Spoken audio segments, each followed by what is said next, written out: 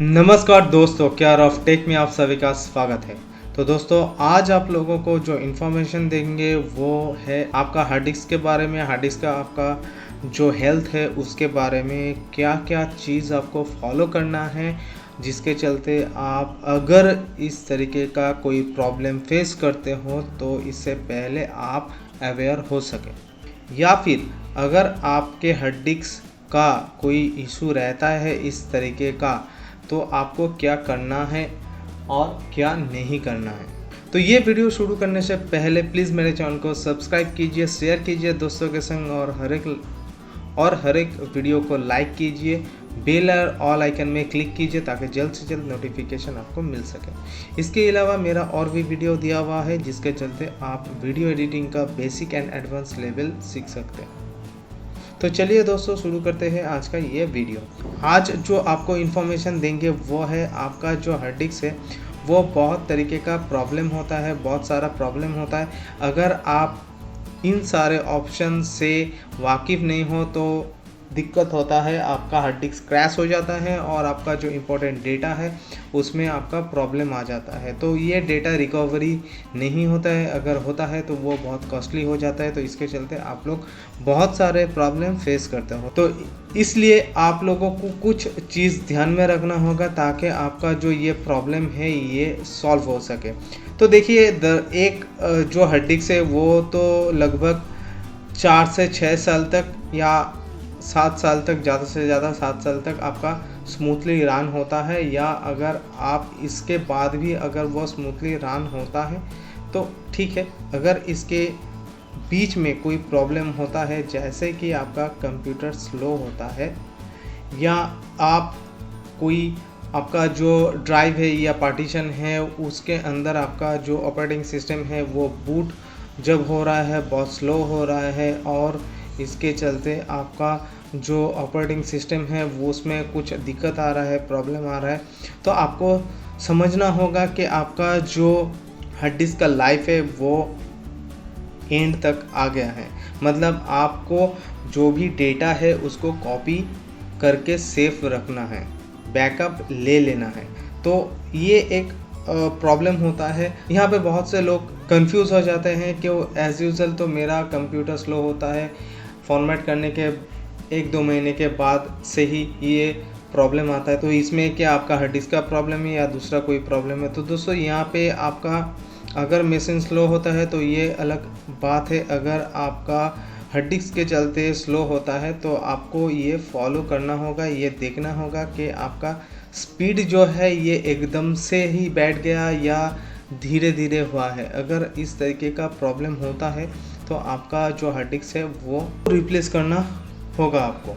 और सेकंड जो चीज़ है, अगर आप सोच लीजिए कोई आप फाइल डेटा कॉपी कर रहे हो तो यहाँ पे आपका जो डेटा कॉपी होता है तो यहाँ पे क्या होता है, उसका स्पीड जो होता है ये लगभग 50 या 55 Mbps या 40 Mbps के चलते कॉपी होता है। अगर ये अचानक से आपका 5 MB या 2 Mbps का स्पीड देता है तो आपका जो रीड एंड राइट का जो मेमोरी है, जो आपका हार्ड डिस्क का रीड एंड राइट ऑप्शन होता है, तो वो प्रॉब्लम आ रहा है। तो इसके चलते आपका हार्ड डिस्क का भी इशू हो सकता है। तो यहाँ पे ये कॉपी आप जब कर रहे हो तो ये थोड़ा बहुत आपको ध्यान में रखना होगा कि आपका अगर कॉपी करने का टाइम या आपका जो स्पीड है वो एकदम अचानक से घट जाता है तो यहाँ पे ये हार्ड डिस्क का आपका इशू देखने को मिलेगा। थर्ड जो आपका होगा वो है फाइल डिलीट। अगर आप देखते हो कोई फाइल आप कॉपी किए हो या आप कहीं पे ड्राइव में आप कोई फाइल रखे हो, अचानक से वो डिलीट हो जाता है या करप्ट हो जाता है, तो यहाँ पे इस तरीके का जो प्रॉब्लम होता है वो हार्ड डिस्क का करप्ट होने का एक प्रॉब्लम होता है। मतलब वो डेटा स्टोर करके जो उसका कैपेसिटी है वो स्टोर करके रख नहीं पाता, तो इसके लिए ये इस तरीके का प्रॉब्लम होता है। तो यहाँ पे भी एक क्वेश्चन अराइज होगा कि मेरा वायरस अगर इन्फेक्टेड होता है ड्राइव तो एंटीवायरस के चलते वो फाइल डिलीट हो जाता है या करप्ट हो जाता है। तो दोस्तों, ये एक चीज़ तो है। अगर आप देखते हो कि एक दो फाइल आपका करप्ट है या डिलीट हो जाता है तो ठीक है। अगर आपका फाइल बहुत सारा जो फाइल होता है या फोल्डर आपका जो भी है वहाँ पे डेटा अगर कंटिन्यूसली डिलीट हो जाता है या करप्ट हो जाता है तो आप सोच लीजिए कि आपका हार्ड डिस्क जो है वो प्रॉब्लम में है। तो इसके चलते आपको बैकअप लेके उसको रिप्लेस करना होता है। उसके बाद जो आता है बैड सेक्टर। आपका जो हार्ड डिस्क होता है वो प्लेटर होता है। हर एक प्लेटर जो होता है वहाँ पे आपका डेटा स्टोर होता है। तो इसके चलते अगर आपका प्लेटर में बैड सेक्टर आता है तो यहाँ पे आपका जो डेटा है वो करप्ट हो जाता है या फिर आपका ड्राइव जो होता है वो डिलीट हो जाता है, ड्राइव देखने को नहीं मिलता है। तो इस तरीके का अगर प्लेटर में कोई प्रॉब्लम आता है तो आपका जो डेटा है वो डिलीट हो जाता है और बैड सेक्टर शो करता है। तो यहाँ पे बैड सेक्टर जो है वो एक पार्ट से शुरू होता है, प्लेटर में एक पार्ट से शुरू होता है, वो बाद में पूरा फैल जाता है और हार्ड डिस्क जो है वो करप्ट कर जाता है। यहाँ पे आपको एक एग्जांपल दे सकता हूँ। आप इससे पहले देख पाते हो कि आपका जो डीवीडी या सीडी जो डिस्क होता है वो हम जब कोई ड्राइव में देते हैं तो वो क्या होता है, वो रीड होता है, वहाँ पे एक लेंस होता है तो लेंस वो रीड करता है। तो इस तरीके से ही ये प्लेटर जो है वो उस तरीके का है, उसमें डेटा रहता है और एक लेंस जो है वो रीड करता है, राइट करता है। तो यहाँ पे क्या होता है, अगर आप सीडी देखते हो स्क्रैच है वहाँ पे या आपका होल्स हो जाता है या वहाँ पे आपका जो राइट होता है ठीक से राइट नहीं होता है तो यहाँ पे दिक्कत आप देख सकते हो, वो सीडी जो है वो करप्ट हो जाता है। तो इसी तरीके से आपका जो प्लेटर है, प्लेटर भी अगर यहाँ पे बैड सेक्टर होता है या इस तरीके का कुछ प्रॉब्लम होता है तो यहाँ पे वो इश्यूज आता है। तो इसके चलते अगर आप वो सीडी रीड करते हो तो वहाँ पे आपका लेंस जो है वहाँ पे प्रेशर होता है और इसके चलते आपका लेंस भी इफेक्ट होता है।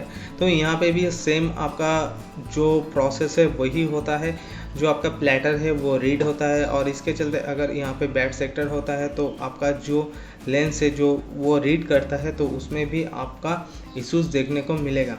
और एक चीज़ जो है, अगर आपका कोई करप्ट डीवीडी या सीडी होता है, अगर वो आप बाई फोर्स रीड करना चाहते हो तो यहाँ पे आप देख सकते हो आपका जो राइटर है वो बहुत ज़्यादा वाइब्रेट होता है, बहुत ज़्यादा साउंड करता है। तो यहाँ पे भी एक चीज़ सेम है, अगर आप प्लेटर में कोई इस तरीके का प्रॉब्लम होता है तो आपका हार्ड डिस्क जो है बहुत ज़्यादा वाइब्रेट करेगा, साउंड क्रिएट करेगा और इसके चलते आपका जो डेटा है वो भी हैम्पर होगा।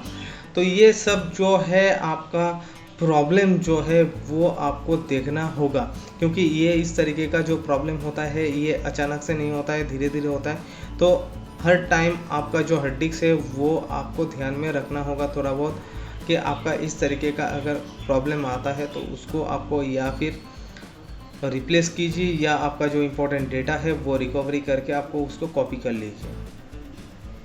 और यहाँ पे अगर आपका कोई बैड सेक्टर होता है तो वो बैड सेक्टर आपको लॉक करना होता है, क्योंकि वहाँ पे रीड एंड राइट जो है वो स्टॉप करना होता है।